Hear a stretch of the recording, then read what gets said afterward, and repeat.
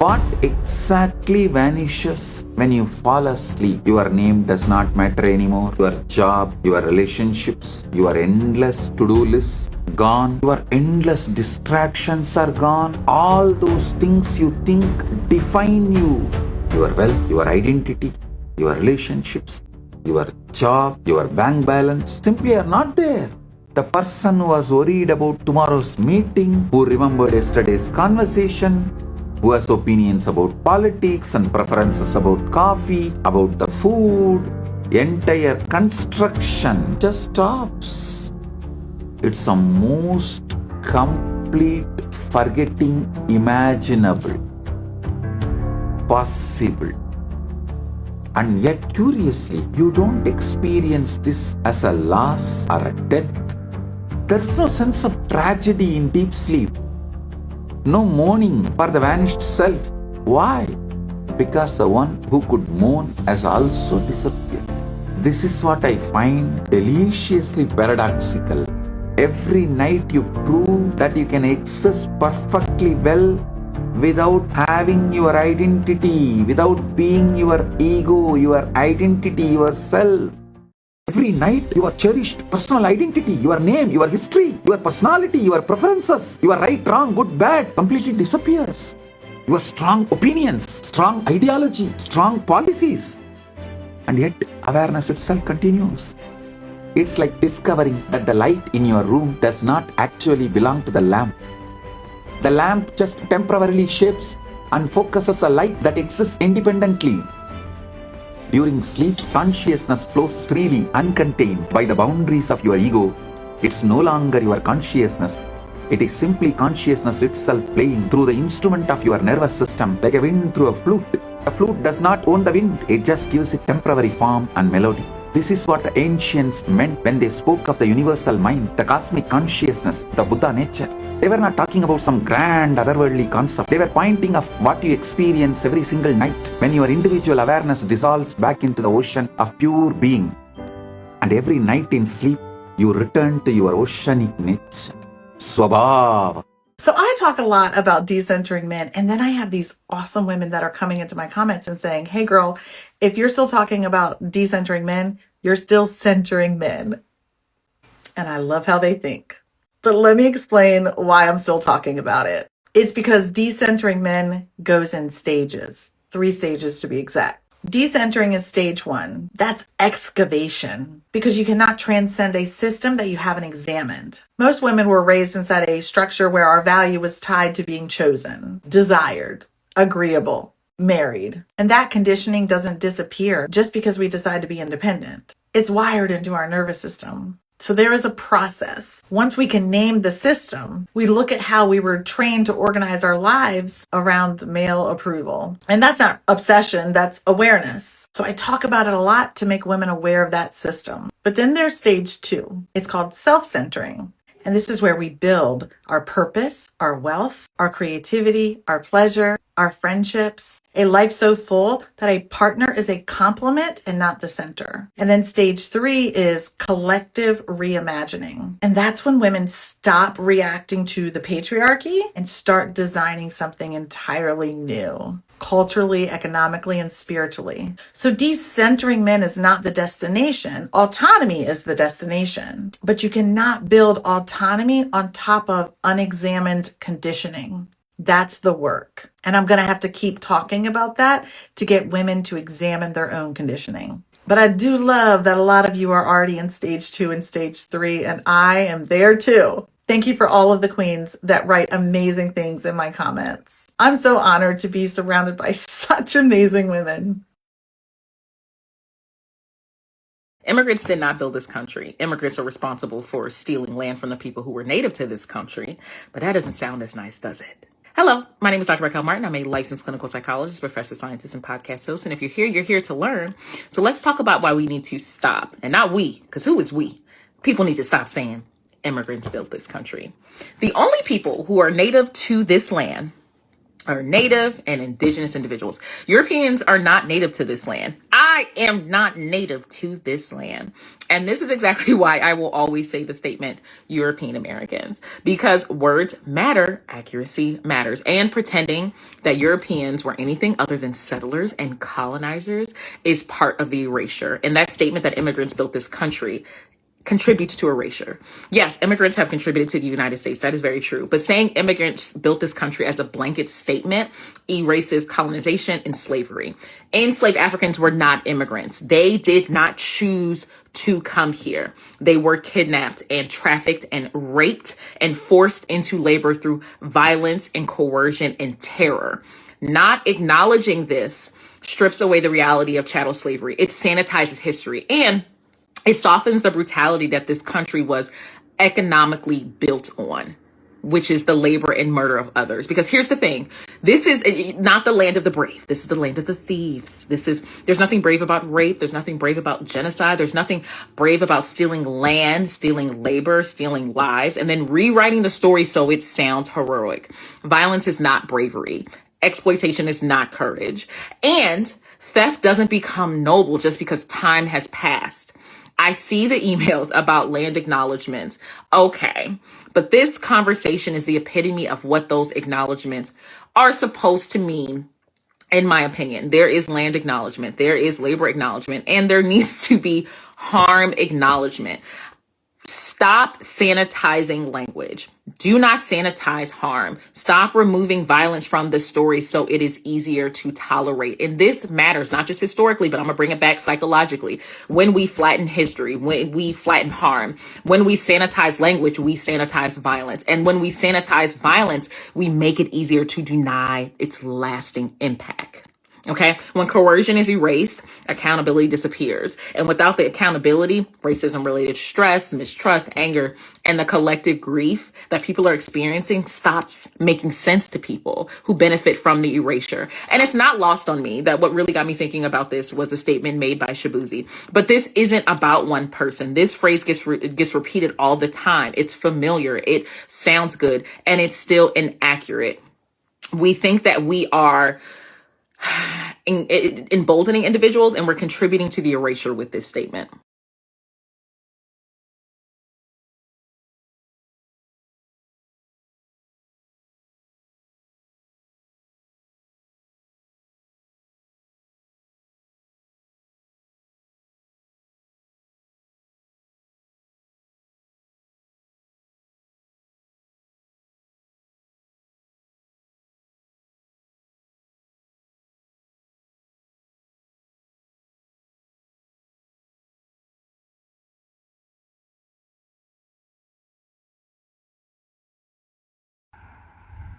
I hold the space of a prism, colorless, no preference, no nothing. But when the light shines through, all the colors and its shades explode out simultaneously, spontaneously. That's cosmic order. So I'm done sitting in circus or sitting watching circuses get all kinds of claims talking about sovereignty when in fact they talking about fraud and the inducement enslavement strategies called bait and switch. No can. And anak ko.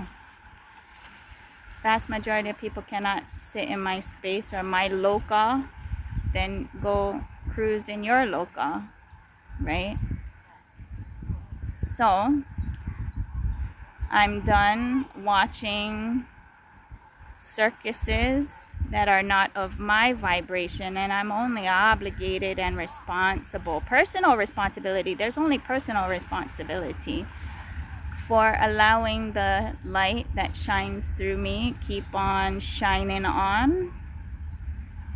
So yeah, if you're talking about indigenous nations, their families govern themselves, but many of them are premeditating enslavement, not really giving liberation. They're trying to get people on their corporate ship called trusts or whatever you want to call it.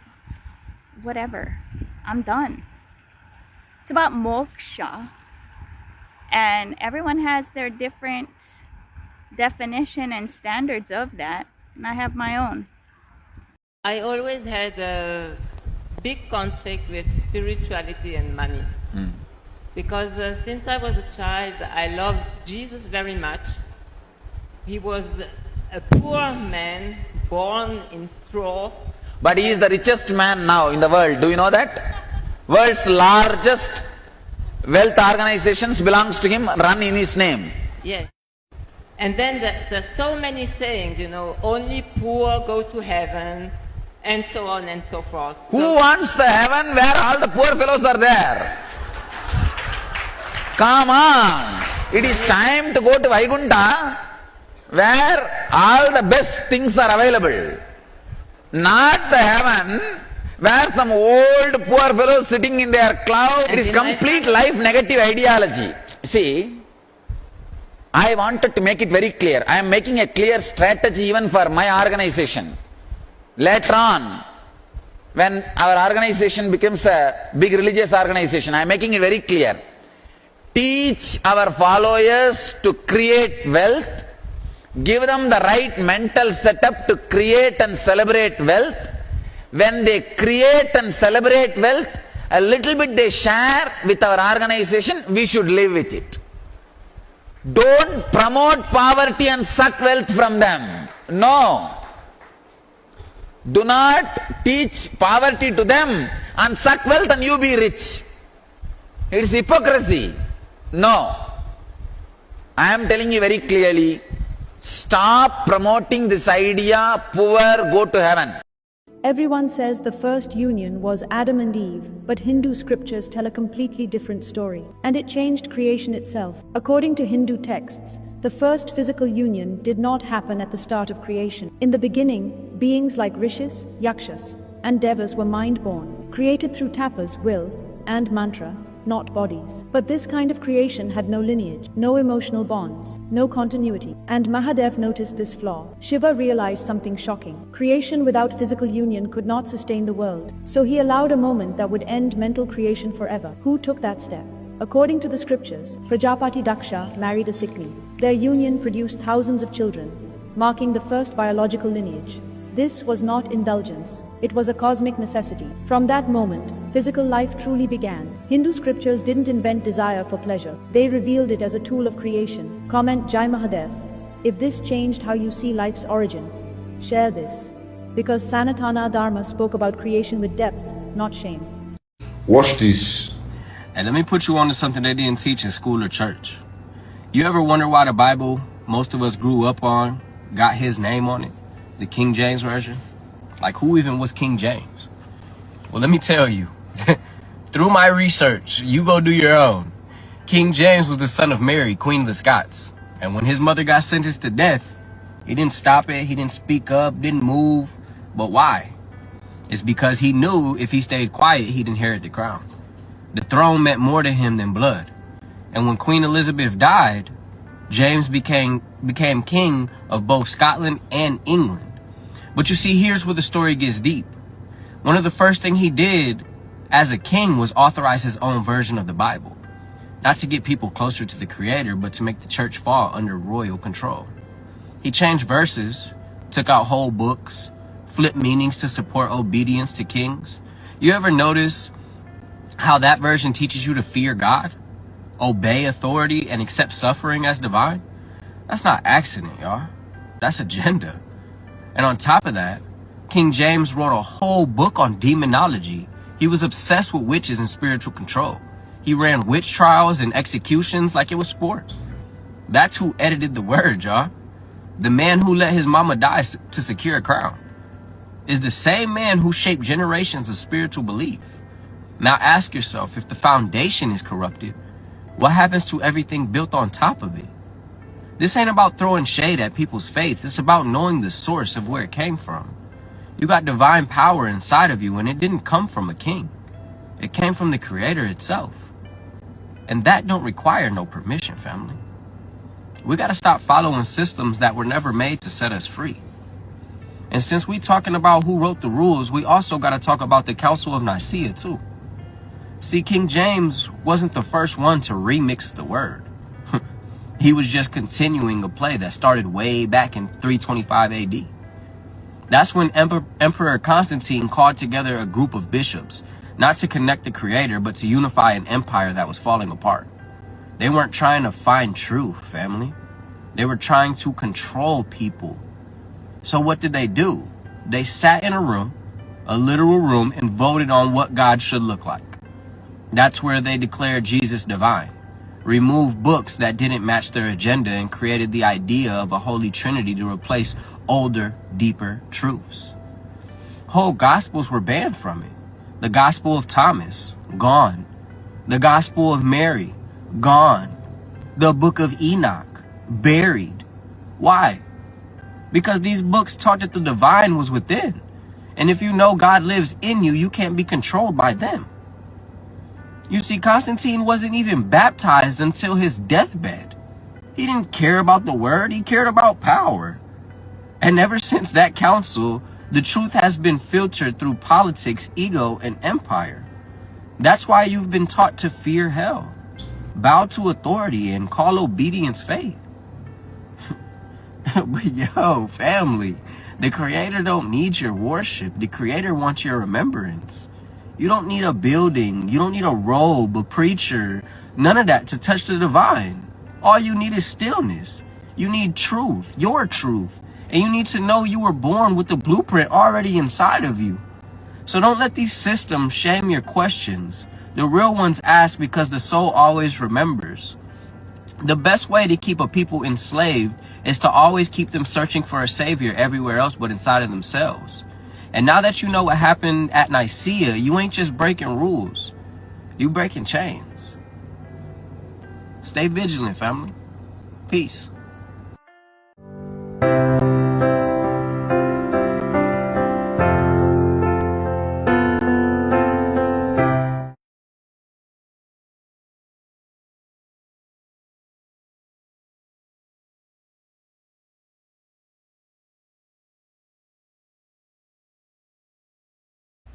Jews, look at her. Lord, what shall we do when women like this make us stumble? Lord, gouge out your eyes. What? Did I stutter? Get a hot spoon and gouge out your eyes. Isn't that a little extreme, Lord? Would you rather be blind in heaven or see your flesh burn very clearly in hell? So you're saying it's better to enter heaven blind in one eye than to burn in hell with both? No. What I'm saying is if you're going to blame a woman for what happens in here, it's a lot easier to change yourself than to ask the world to change for you. And the next time you see something or someone that can make you stumble, don't stare. Okay, I keep forgetting he's literally him. Matthew, can you hand me my brown and yellow tunic, please? on the front. Yellow on the front, yeah.